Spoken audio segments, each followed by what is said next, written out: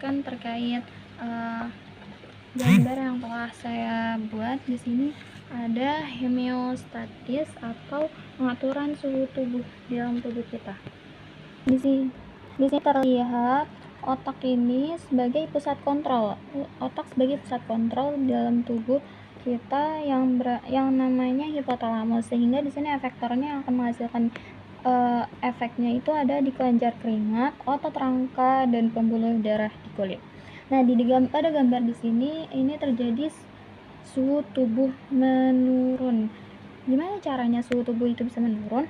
Otot rangka mengalami kontraksi, menghasilkan panas atau menghasilkan menggigil dalam tubuh, dan pembuluh darah menyempit atau mengalami fase kontraksi. Sehingga pada gambar yang di sini itu suhu tubuh meningkat, atau suhu tubuh di saat kita melakukan olahraga itu akan mengalami suhu tubuh yang meningkat. Kelenjar keringat mengeluarkan keringat, yang pembuluh darah akan mengalami vasodilatasi atau pelebaran untuk meningkatkan kehilangan panas. Di sini saya akan menjelaskan terkait gambar tentang pengaturan tekanan darah. Di sini terdapat gambar bagaimana kita bisa mengalami tekanan darah yang seimbang.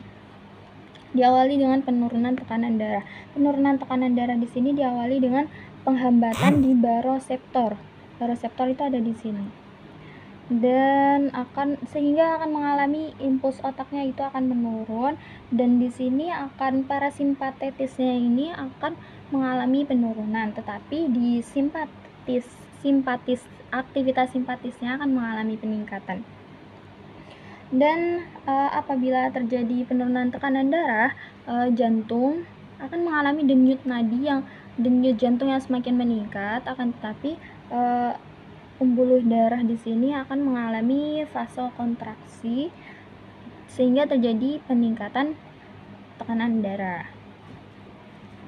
Kita di sini ada peningkatan tekanan darah. Peningkatan tekanan darah itu diawali dengan peregangan arteri yang terjadi. Setelah itu akan terjadi stimulasi baroseptor di karotid sinus di sini. Setelah itu dan terdapat di arteri-arteri besar lainnya yang ada dalam tubuh, yang termasuk ada di leher dan ada di otak. Sehingga akan terjadi peningkatan parasimpatis, peningkatan parasimpatis, dan akan terjadi penurunan aktivitas simpatis, sehingga akan terjadi denyut nadi yang berkurang serta kontraksi jantung yang berkurang.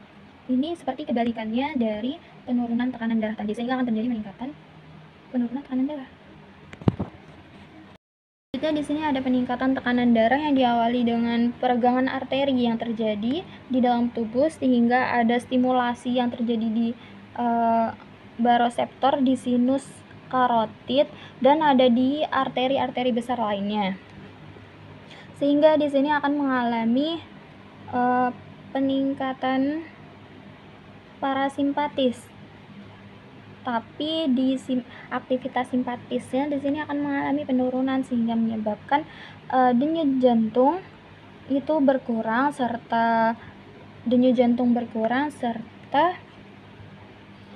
kontraksi jantung juga berkurang, sehingga akan mengalami peningkatan tekanan darah. Ini di sini saya akan menjelaskan terkait tekanan gula darah yang ada pada tubuh. Di sini normalnya adalah 90 mg per 100 liter. Apabila gula darah mengalami peningkatan atau kelebihan gula darah, di sini akan mengalami peningkatan insulin dari sel beta pankreas, dan di sini sel-sel itu akan mengambil glukosa untuk dijadikan energi, dan hati akan mengubah glukosa menjadi glikogen, lemak, dan protein, sehingga akan menghasilkan glukosa, dan glukosa di sini akan mengalami glukosa yang normal. Selanjutnya di sini kalau misalkan gula darah mengalami penurunan atau kekurangan gula darah, di sini akan mengalami pelepasan glukosa dari sel-sel alfa pankreas. Selanjutnya akan menghasilkan glukagon dan akan disalurkan ke hati. Hati akan mengubah glikogen menjadi glukosa, dan konsentrasi gula darah akan meningkat, sehingga akan menjadi tekanan darah gula yang normal. Terima kasih. Assalamualaikum warahmatullahi wabarakatuh.